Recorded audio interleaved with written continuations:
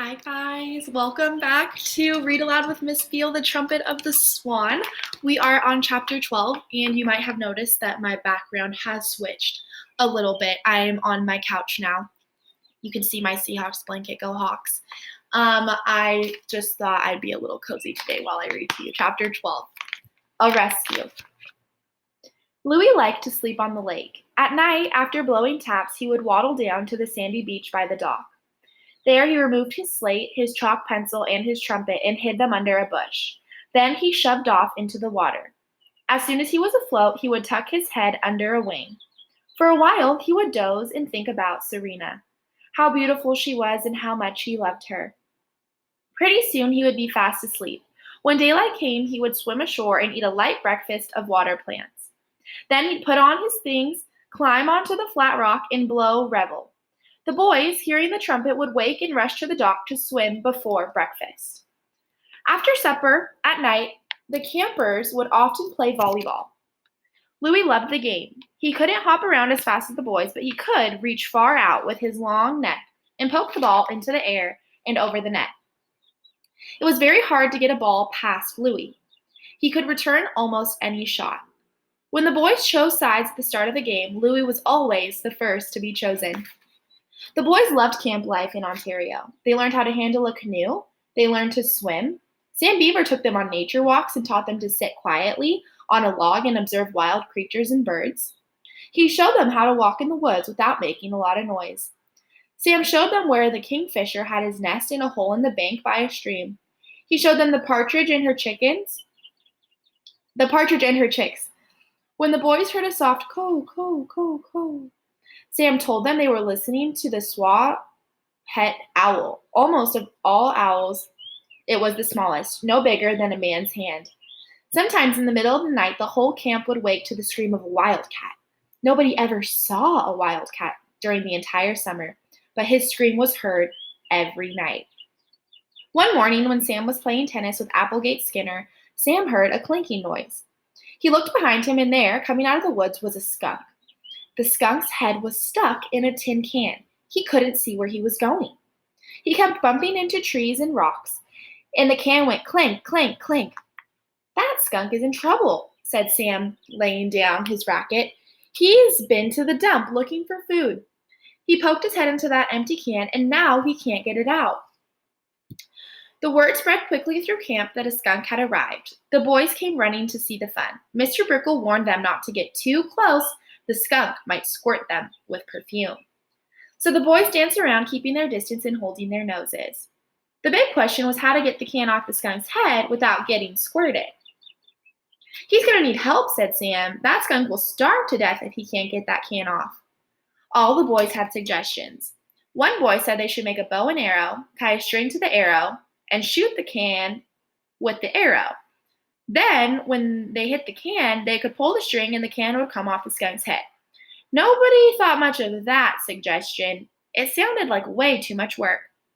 Another boy suggested that two boys climb a tree, and one boy could hang by his feet from the other boy's hands, and when the skunk walked under the tree, the boy who was hanging by his feet could reach down and pull the can off, and if the skunk squirted, the perfume wouldn't hit the boy because he would be hanging in the air. Nobody thought much of that suggestion. Mr. Brickle didn't like it at all. He said it was extremely impractical, and furthermore, he wouldn't permit it. Another boy suggested that they get a block of wood, smear it with glue, and when the skunk knocked against it, the can would stick to the block of wood. Nobody thought much of that suggestion. Mr. Brickle said he didn't have any glue anyways. While everybody was making suggestions, Sam Beaver walked quietly to his tent. He returned in a few minutes with a long pole and a piece of fish line. Sam tied one end of the fish line to the pole. Then he tied a slip knot to the other end of the line and formed a noose. Then he climbed to the roof of the porch and asked the other boys not to get too close to the skunk. The skunk all this time was blundering around, blindly bumping into things. It was a pitiful sight.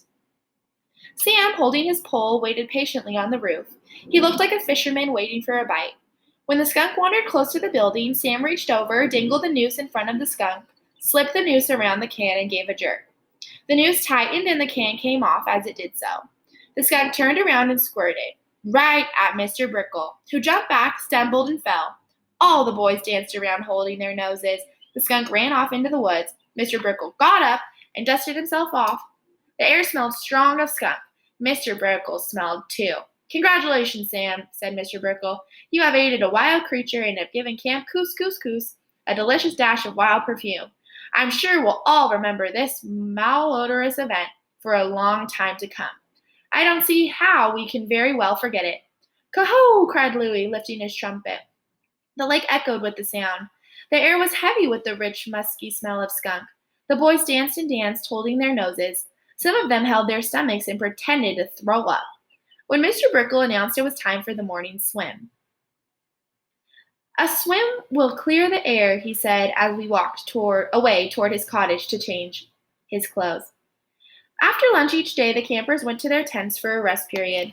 Some of them read books, some wrote letters home telling their parents how bad the food was. Some just lay on their cots and talked. One afternoon during rest period, the boy in Applegate's tent began teasing him about his name.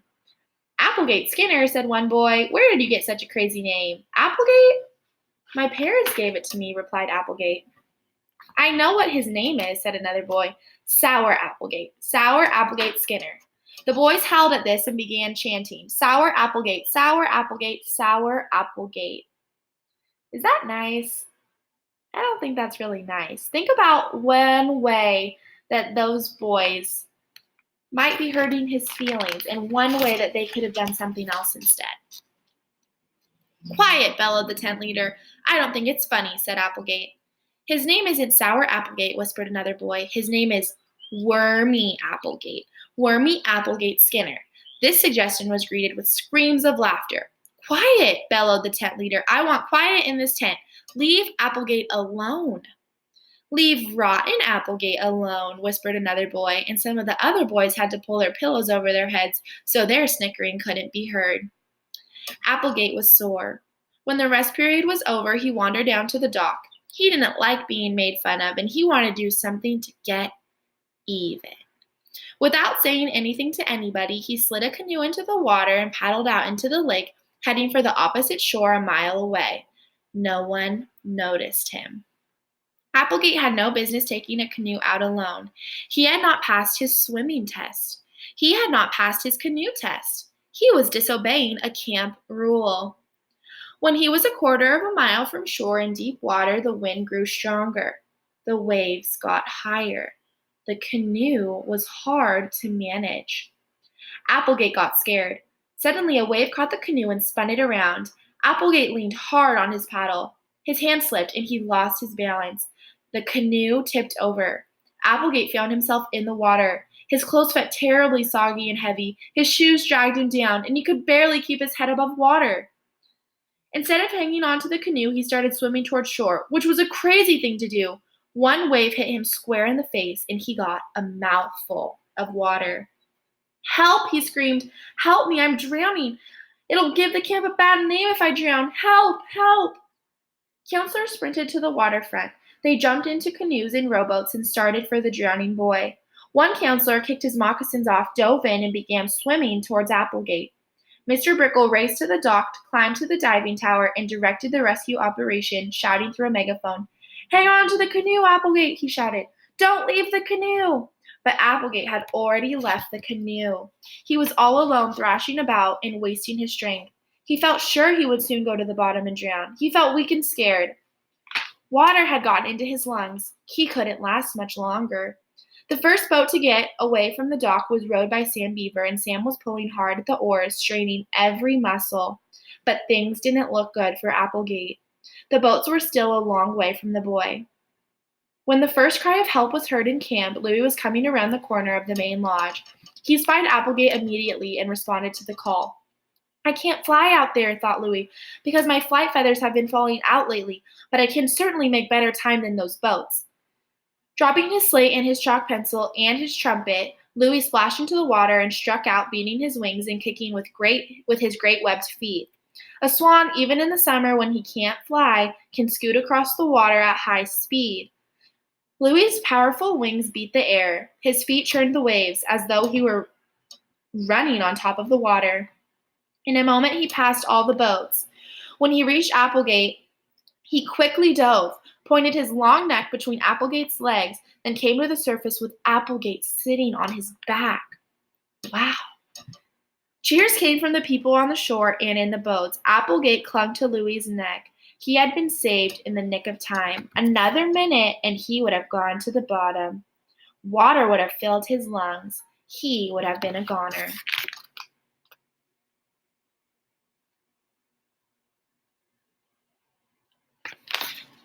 Thank God, shouted Mr. Brickle through his megaphone. Great work, Louis. Camp Coos Coos Coos.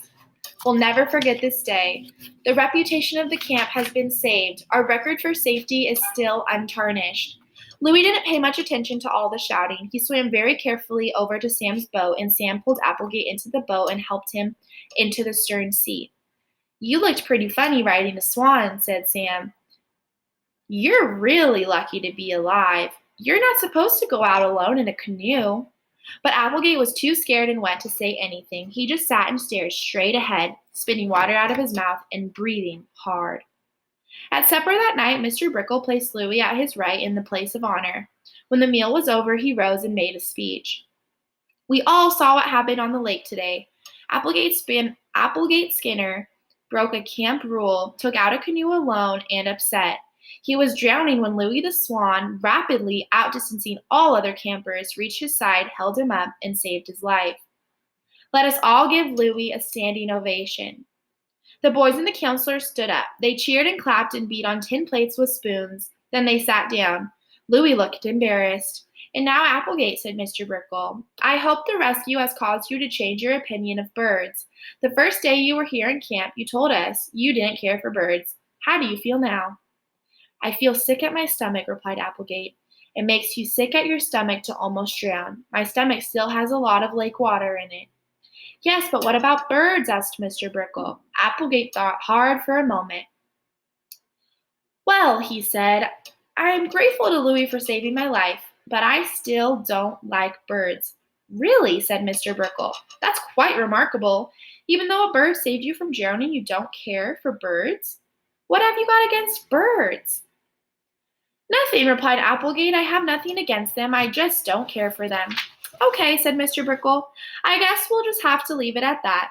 But the camp is proud of Louis. He is our most distinguished counselor, a great trumpet player, a great bird, a powerful swimmer, and a fine friend. He deserves a medal. In fact, I intend to write a letter recommending that he is given the life-saving medal.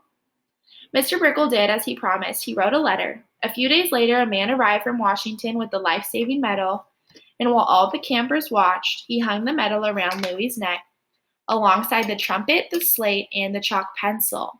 It was a beautiful medal. Engraved on it were the words, to Louis the Swan, who with outstanding courage and complete disregard for his own safety saved the life of Applegate Skinner. Louis took off his slate and wrote, Thank you for this medal. It is a great honor. But he thought to himself, I'm beginning to get too overloaded with stuff around my neck. I've got a trumpet, I've got a slate, I've got a chalk pencil, now I've got a medal. I'm beginning to look like a hippie. I hope I'll still be able to fly when my flight feathers grow in again. That night, when darkness came, Louis blew the most beautiful taps he had ever blown. The man who had brought the medal was listening and watching. He could hardly believe his ears and his eyes. When he returned to the city, he told people what he had seen and heard. Louis's fame was growing. His name was known. People all over were beginning to talk about the swan that could play a trumpet. I hope you guys enjoyed. I thought that was a very action-packed chapter. Next chapter, just so you know, chapter 13, is the end of summer. Ooh. And I can see a trumpet right there on the first page. I miss you all, and I'm praying for you, and I can't wait to see you soon. Bye.